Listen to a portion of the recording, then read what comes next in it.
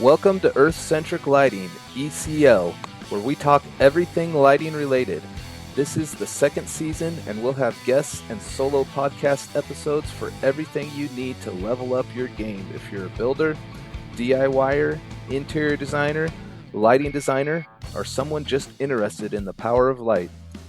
There are years of knowledge being shared for understanding how light can impact not only how a space looks, but how it feels. From construction and design to the light of awareness or neurobiology, we have everything for lighting nerds to geek out about. Don't miss an episode and subscribe today to learn how to leverage light for improved sleep, function, performance, price, product quality, and aesthetics. Enjoy the show. Hi guys, Travis Kessner here with Earth Centric Lighting. Today I'm joined by George with Bold Lighting as a guest here, and I had him over. He was brought in by a rep, and we had a meeting to talk about his company and lighting, and I was pretty blown away by the product and as well as by his knowledge about lighting. So I think it would be good to get him on the show and hear from him a little bit. So, George, do you want to tell us maybe a little bit about yourself and how many years you've been in the industry? Yeah, thank you, Travis, for having me. Uh, it's really a nice opportunity to come and be able to talk about what we love, what we do every day. So, Yeah, my background is in architecture, actually. So this is where I started. I always had a passion for um, designing, for uh, seeing things get executed, for really having um, the liberty of creating. And I think that this is something that we are blessed with, to be able to create, whether designs or products or buildings or any kind of uh, device that we use on a daily basis. So that's a little bit the passion that was behind me getting in architecture. And then um, definitely as I got more into my career, I got to know through architecture more about lighting. And this is what's really triggered my first curiosity and then passion. It was that medium in architecture that you could not touch, you could not really, um, unlike any other material you use in architecture, which whether it be steel, glass, wood, stone, it's all things that are tangible and that you can imagine how you can easily work with them. But with lighting, it was the one thing that you cannot touch that was really intriguing for me about how to control it, how to put it in space in a way where it enhances our spaces, it enhances our daily life. So this is where the passion for lighting started. And from there, I started in a field that is between lighting and architecture, which was integrating lighting into ceiling and surfaces in architecture and finding these special custom details about how to integrate lighting, which got me more again into lighting. So I got into lighting from the design perspective of lighting design, and then um, I worked for a while also in specification, and I wanted to understand more how the industry worked from all the aspects of it. So this allowed me really my trajectory in lighting, which dates back from 2004, so already 22 years now in lighting. And throughout these years, it moved from design to specification um, to more of business development. And then in the past 12 to 13 years, all I've been focused on was R&D and product development. And this is what led me to start Bold Lighting. So this is a little bit of a uh, of a trajectory map, how I got here. yeah. Well, that's a good point too, because the R&D that and some of the product that you showed with bold lighting was unique in like I've never seen it anywhere else. I wish I know listeners are going to be just hearing this, but if I could describe it, you had this fixture um, with three light sources in it, and they had this little shield over it, but the light source itself was like magnetized, so you could move it, and then as you moved it, it would change the fixture to being like an asymmetric or throwing it towards the wall, and you could aim all three of them in each different positions, and it was very low profile, it was very sleek. Uh, is that correct? What was the name of that fixture? Yes, that's the Eclipse product. So definitely the coming from a background of architecture and always focusing about well-being in architecture and well-being in lighting. This is this has been actually a path that I followed in R&D, which is always prioritizing both at the same time the visual comfort and the performance of the fixture and its ability to really offer the distribution needed, the quality of light needed. So that's a product that goes exactly in this direction, where at the same time the source is shielded, is hidden, but allows a lot of flexibility with the optic using a reflector that allows an adjustment. Um, so this is the way we have really focused on product development at Bold. And this is a path that we're continuing in, always keeping in mind to prioritize both the visual comfort and the performance at the same time. Yeah, that's amazing because to me, the first thing that comes to mind is right now, I feel like, at least in my territory, maybe it's different in other territories, but a lot of people focus on price and they're like, oh man, the,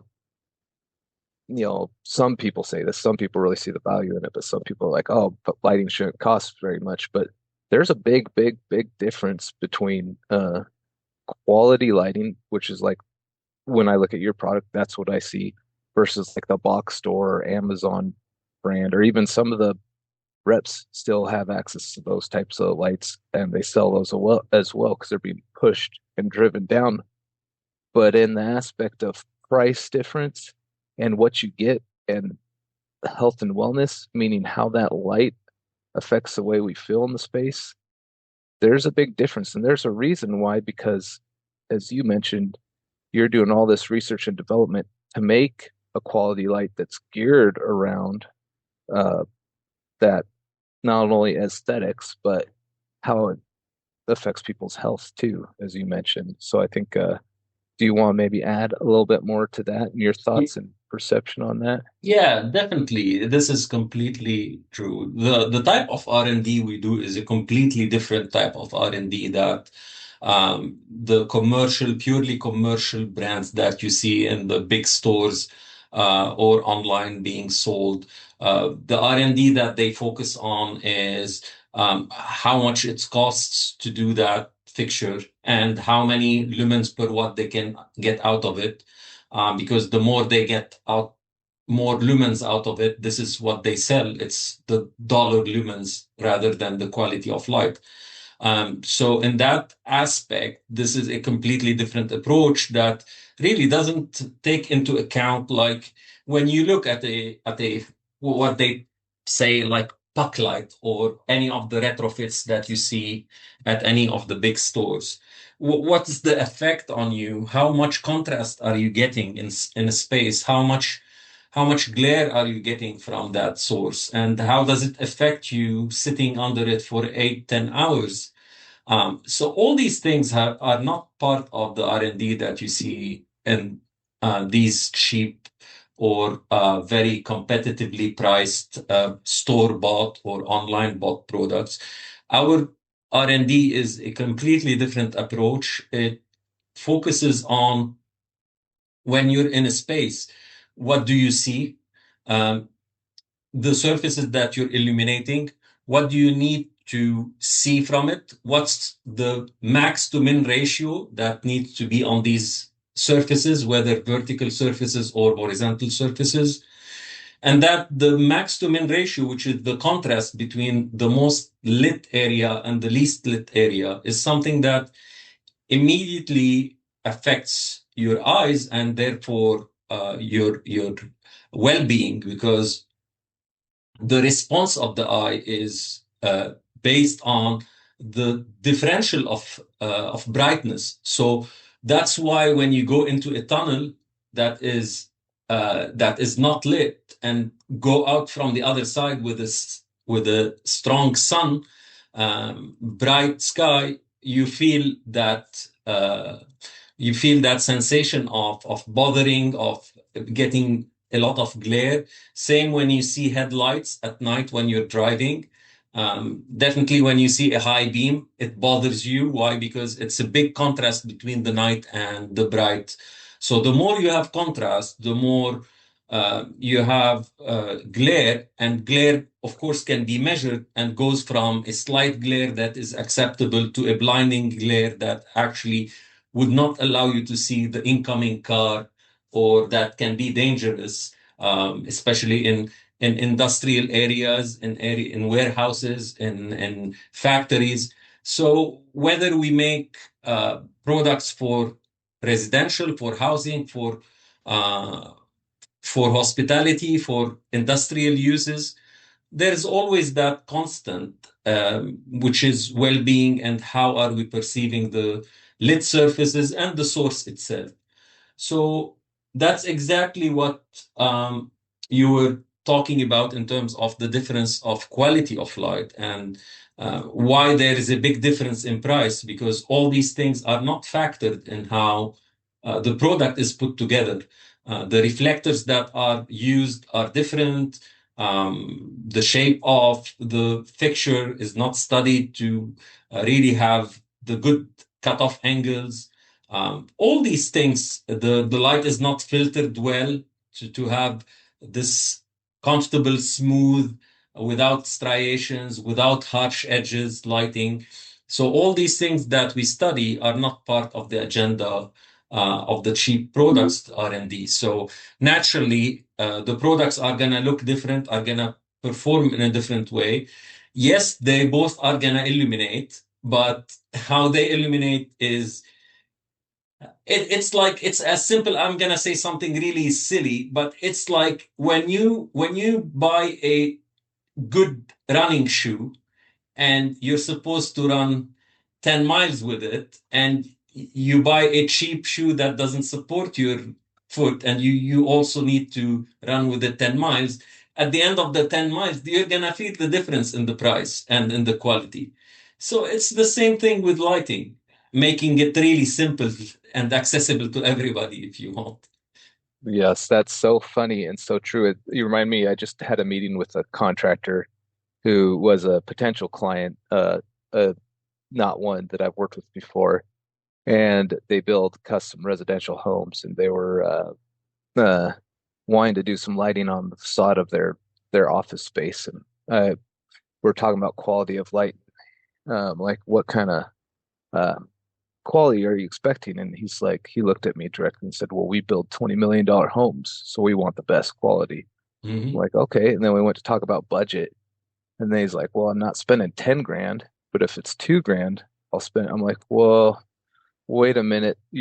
What you're saying isn't exactly lining up, because if you're building $20 million homes for these customers, they're not gonna want the sounds like you're putting in the Amazon special because you think you're spending too much." That's kind of the benefit too of a consultant who has your back and is designing the layers of light and also helping picking out, like, this is quality product, like bold lighting. There's a quality product. They do all these studies and tests. We're going to use this for this one. It's going to be good. Um, Instead of just selling them something cheap to get a sale, which is what a lot of those other manufacturers do. And then when you said that, they don't have the same reflector, I was thinking in my head, like, at the box store, some of them don't even have a reflector at all. It's just like a disc light with the light sources right there. It's just got a lens on it. So yeah, you're gonna get headaches. And then the other thing is that 90% of the light output isn't even reaching the ground. It's being lost within the first 3 to 4 feet that leaves the fixture. So you're wasting energy up there instead of having something like you said with optics where it can be focused or it has different lenses in it that you can change it.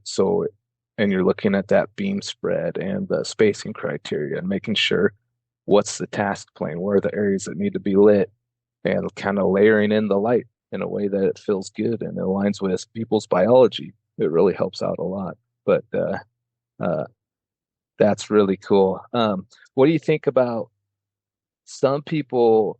I've hear some people that are like into like I think maybe they've heard it from other podcasts. I don't know. People who probably know nothing about lighting and they say LEDs are bad for you. That's a myth, right? That I'm not sure where they're getting that from, but I think they're. Well, there's a lot of studies I don't on. want to lead yet either. I feel like I'm leading you, but maybe you let me No, know no, not what at you all. say. Not Yeah, at all. yeah. It's part also of our R&D program is to study sources and see how the sources we are using are evolving. And so here's the take on this. So if we're talking about LED are bad for you because they are not a continuous source in terms of a spectrum, and yes, true, they are not a continuous, at least so far, the LEDs that are mostly used in the industry is still not a continuous spectrum distribution. But again, I would like to remind everybody that the fluorescent that we used for 60 plus years uh, was never also a continuous spectrum of light. It always had this huge gap in the spectrum, and it had peaks wherever the manufacturer had his recipe of phosphor coating the tube that allowed the tube to emit a certain light. So we used all these compact fluorescent and all these T5s and T16s and all the tubes we used, and we never really thought about it. But I understand with science advancement, we always tend to scrutinize more what are we exposing ourselves to. Now, definitely, I'm not a doctor. I haven't really studied the effect scientifically, the effect of light on the human body and how it reacts. But definitely, I'm sure that the effort that is being made to know, for example, the benefits of IR, infrared light on our health, the benefit of UV on our health, um, and these both are the extreme of the spectrum of light that is invisible. And now we're So talking just to about clarify, you how like good they are. just to clarify, you infrared and UV are both good for you. Is that what you're saying?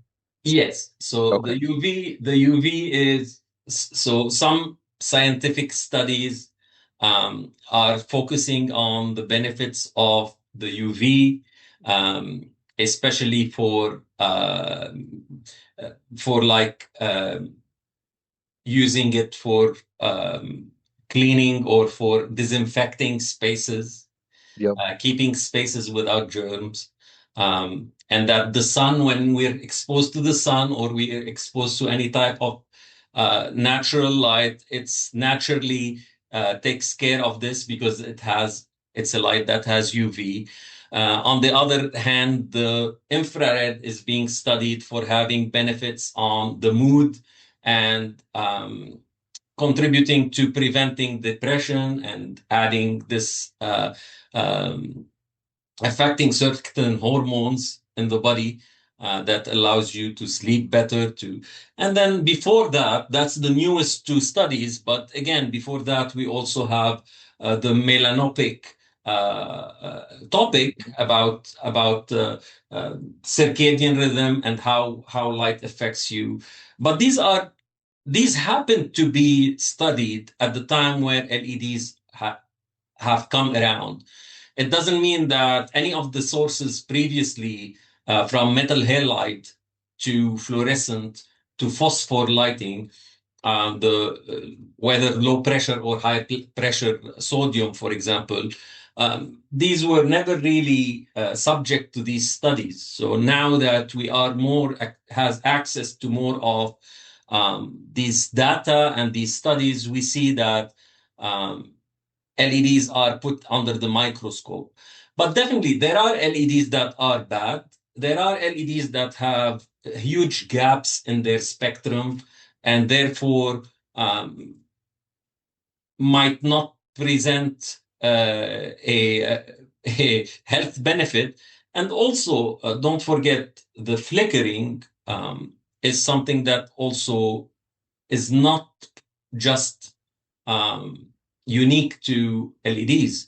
Flickering was in fluorescents, flickering was in metal halide, flickering was in sodium lamps, in mercury lamps.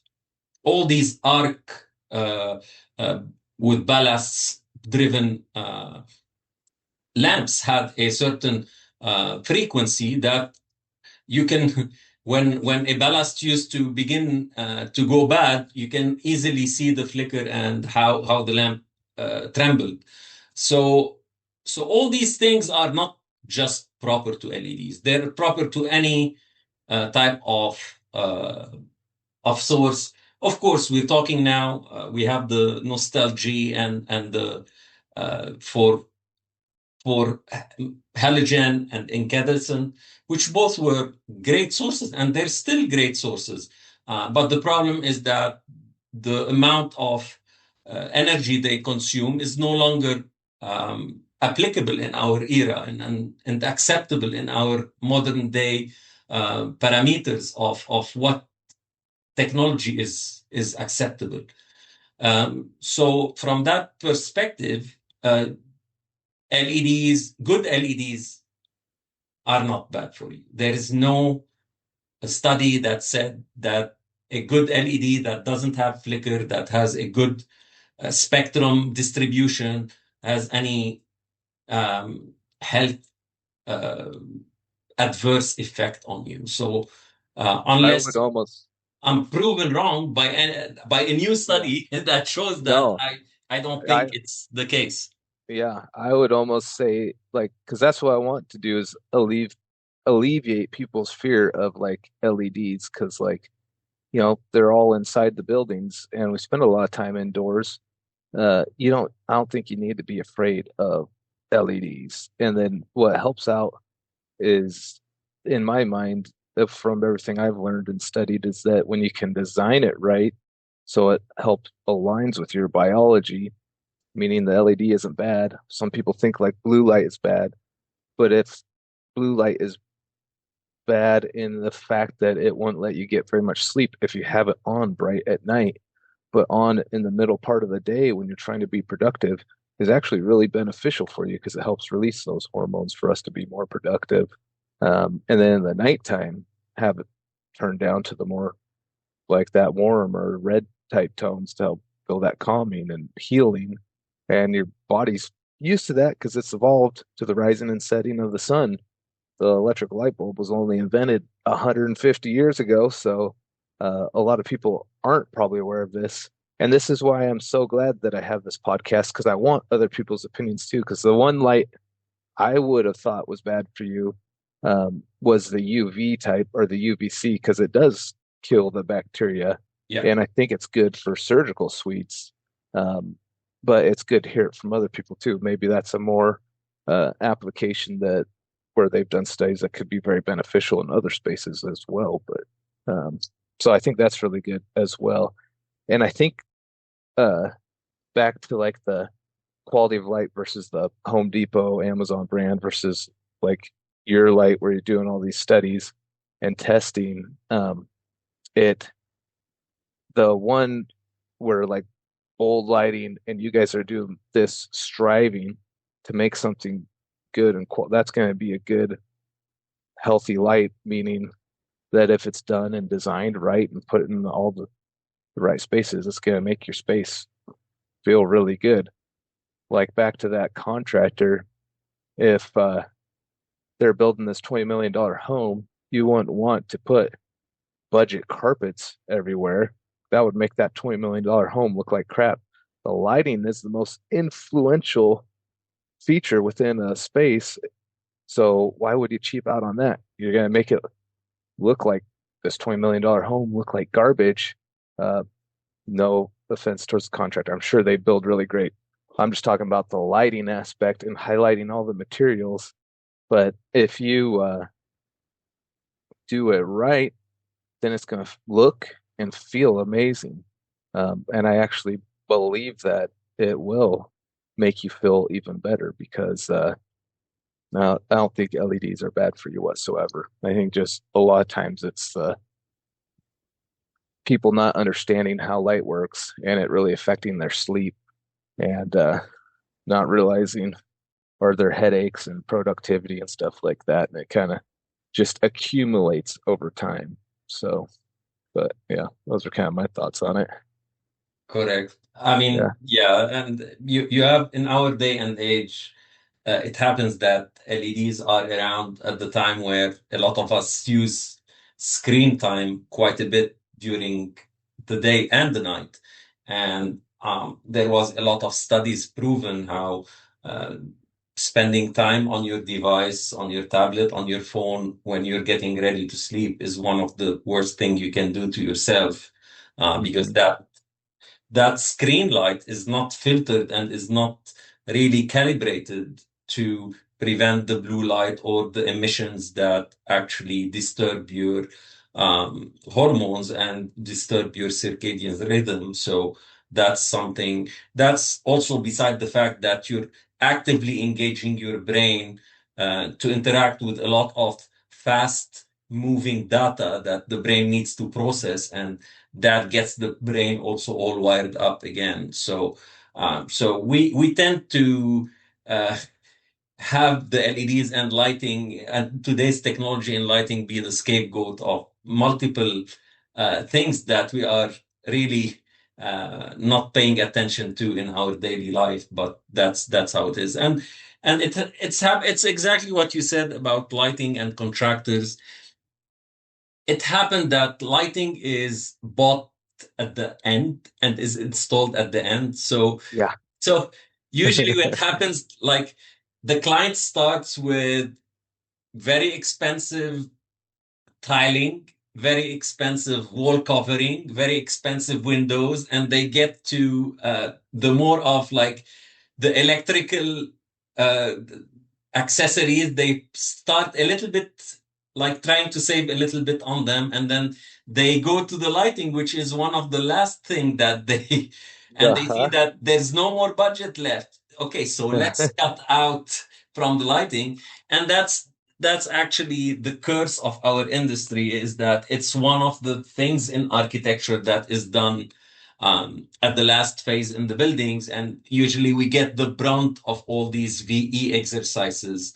But again, a podcast like yours is very helpful to really shine light on this difficulty that we have in our industry. That is um, the perception that lighting comes at the end and is a kind of an afterthought just because we need it to see in the dark. Um, so there's a difference between needing to see in the dark and how actually lighting can affect affect your spaces and really enhance them. And I think that But good architects, good interior designers, good landscape designers understand fully the value of good lighting in their spaces and how it can elevate their actually spaces. Um, because as the Corbusier said, I mean, architecture is the perfect play between volumes and light. That's it. mhm, That's architecture. yeah. So volumes and light cannot be existing without each other. Yes. Light in a void doesn't mean anything. Uh, Yep. a shape, a volume in dark doesn't mean anything. So it's always the combination of these two. And this is, I think, something that everybody needs to understand is that we don't, the need for a lighting designer, the need for a lighting consultant is not just to calculate how much light you have on your floor and if you're going to stumble at night if you're walking or not. That's not the purpose. The purpose of lighting consultant and lighting designers is to really allow you and offer you to use these spaces in a way where it takes care of your well-being, of enjoying that space and really feeling that you are in a safe place, in a place where you can thrive. So that's I think what people needs to understand about the type of work you do. Yeah, wholeheartedly agree. That's why I started it, is because I wanted to give clients control over the lighting, going into their space and show them that there is a better way. And it doesn't have to be crazy expensive. It doesn't have to be this super cheap budget where they're getting taken advantage of. It can be by hiring a consultant, they can meet their needs, and then that professional can help them design a home that feels amazing. Because, like talking about the geometry and the shape, yeah, you can use lighting to highlight that. I usually say a lot that, lighting shouldn't just steal the show. It should highlight and accentuate the architecture and the design, those different shapes, and layer it in. And if someone's building their dream home, or even a nice commercial space where they want people to go, why would you cheap out on the lighting and not have it be done right? Because as you say, it's an absolutely needed in that space, in that the volume requires light. So it's kind of like, there's this really good book out there called What is Color? And uh, you're spot on with what you're talking about with glare, and that's saying that our brain perceives color and light, and what it needs to see in order to perceive that is it needs darkness, it needs like the shadow, it needs the borders. Um, so a lot of that stuff is working together, and kind of understanding that can really help out, I think, in uh, layering in the light, and yeah, having it work to make that space, having it work for you, essentially. Exactly. I mean, it's easy. If a client is picking a very expensive flooring, they would like for the flooring color to look good. They would like not to have a floor that is shows spots on it and Hmm. hot spots and faded areas. They wanna see this flooring that they paid for look good. And Yes. that's the kind of products that we do and all the good brands try to do is to make light fixtures that show these surfaces in a good way. For example, when we make our grazers, it's exactly for the expensive stone walls and brick walls and all the textured walls that the client had paid so much on them to highlight them and to put them in really in a way where it emphasizes this texture and this material that they are using and they paid so much for it. Same for the artwork, whether it's wall washing or accenting, we study these sources and how they distribute light for an expensive painting to look good and not to have a spot in its middle or have half of it lit and half of it not. Or lit in a very bad color rendering fashion. So all these things are part of how the good lighting contributes to the architecture, to the spaces, to the surfaces, to the material used. And every single layer that you're talking about has a contribution to the space, has a role. And that's, I think, something that people miss is that lighting is not just functional. Lighting is there to enhance your life and your well-being. 100%. I hearing what you're saying, I was thinking of when I was taking my LC, there was this he was like a tutor and he was help teaching some courses to get ready and prepare. And he was saying when you're thinking of lighting, think of painting the walls with light. And just to comparison of like those Home Depot downlights, they have just the light source right there.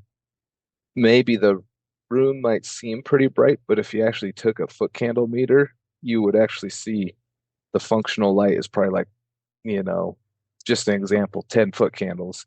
And then you swap out that light with something with the optics, something like what you make. I'm actually like looking on your website right now. Uh, Maybe at first the ceiling seems perceived a little darker because uh you're not illuminating the ceiling. There's not all this light escaping up. It's being focused. But Mhm. there's going to be 5 to 8 times more foot candles and light down on the actual work plane that you're trying to highlight. Maybe it's a vehicle showroom. I don't know, but then you add in those lights. If you want to light up the ceiling, then maybe that's an indirect light that's painting that ceiling with light.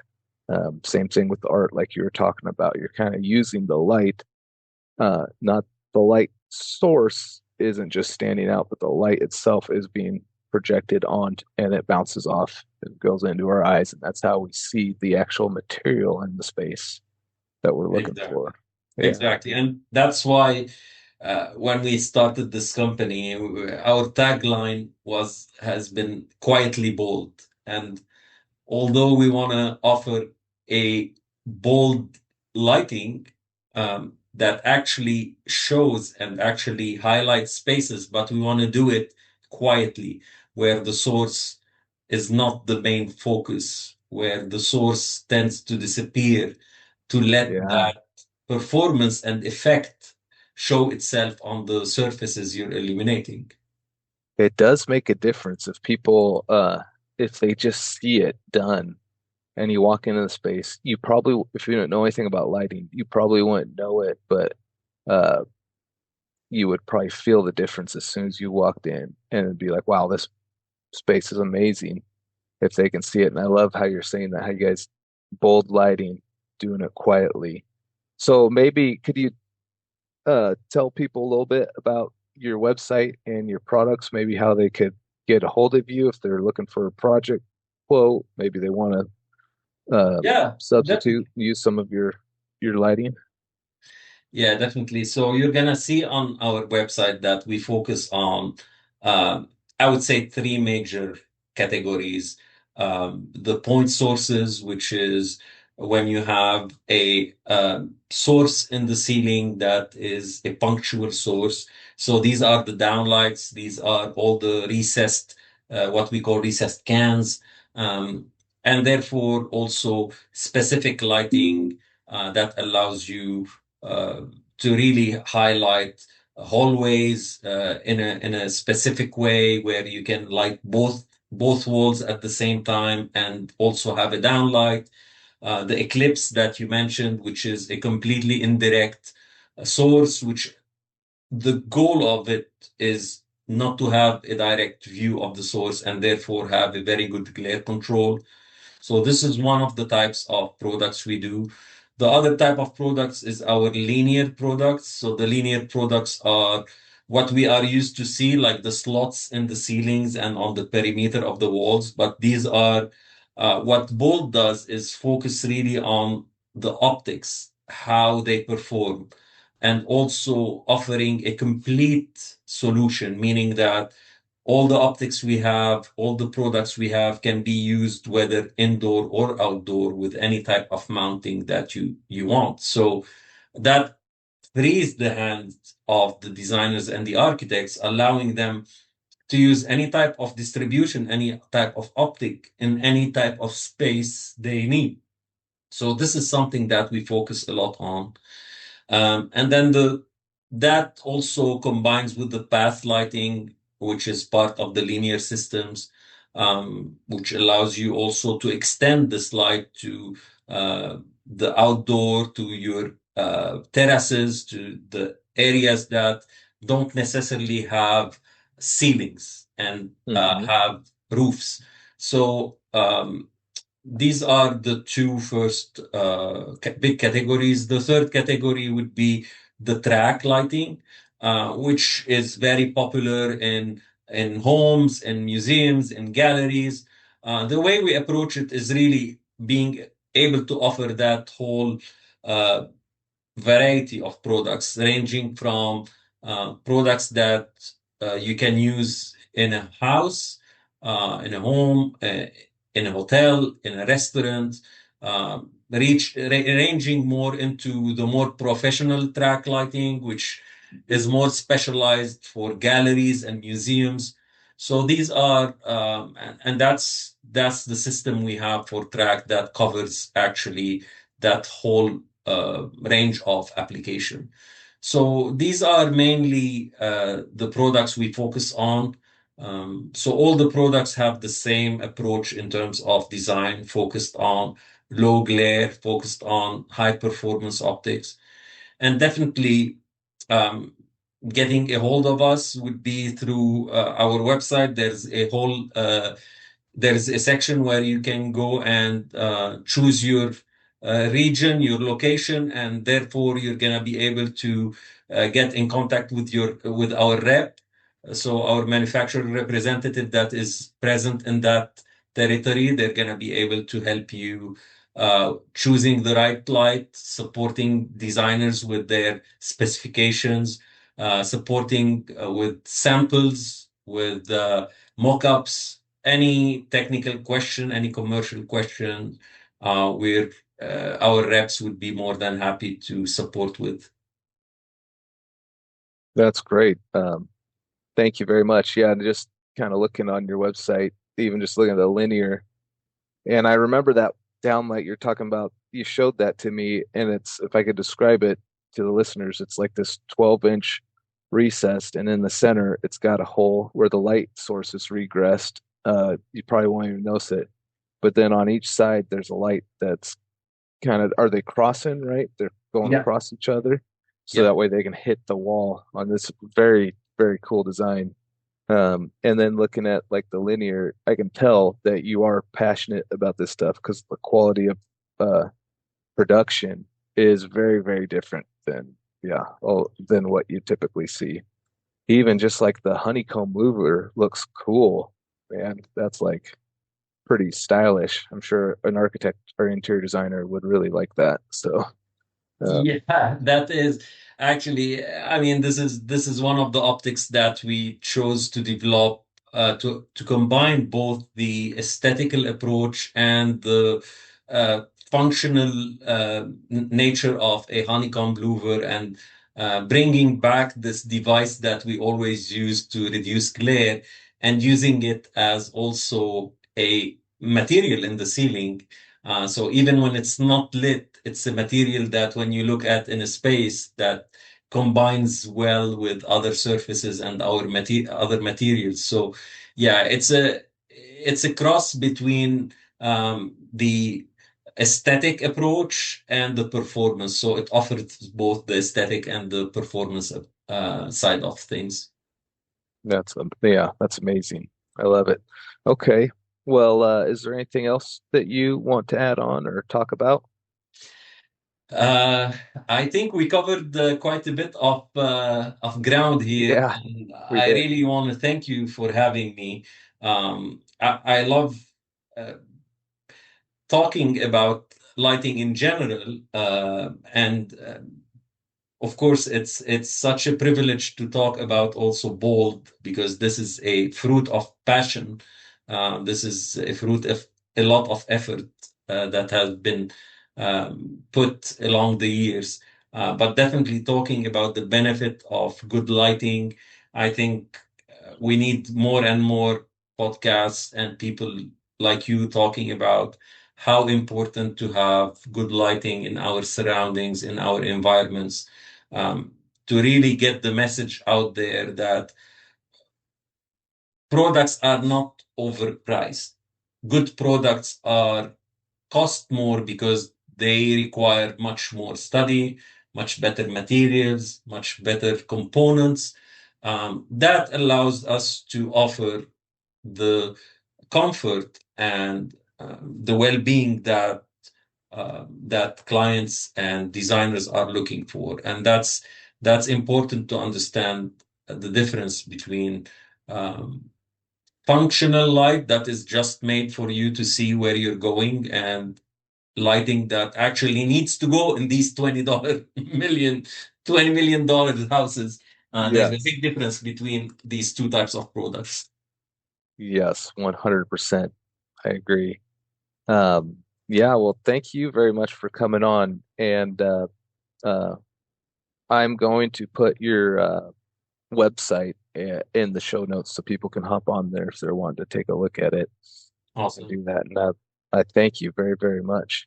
Thank you, Travis, for having me. It's a pleasure, and hope to see you very soon. That's it for today's show. Thank you very much for listening. And if you're enjoying the show, then show your support by visiting our podcast website listed in the show notes to keep it going. Thank you, and may light change your life for the better.